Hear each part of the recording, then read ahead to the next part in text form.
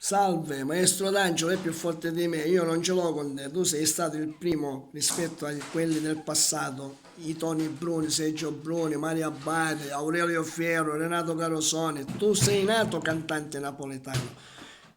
Ora il discorso è semplicissimo, il termine neomelodico che nacque negli anni Ottanta, come dici tu, va bene, però tu fai parte di questa categoria, che significa che rispetto a quelli degli anni 40, 50, 60, cantanti napoletani, tu sei stato il primo, il nuovo, lo spartiacque, già io l'ho detto sta cosa in un altro video.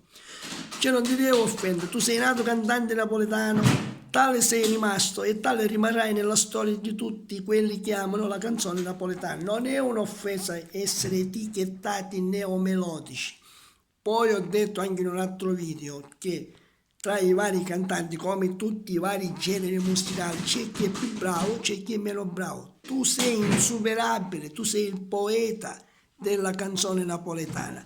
Le tue poesie trasformate in canzoni, nessuno ci può mai arrivare. Tu sei il primo su questo discorso, ma non ti offendere perché ti etichettano neomelodico. Se poi è una trovata pubblicitaria io lo posso capire, perché essendo dell'ambiente lo capisco. Ciao a tutti, ciao.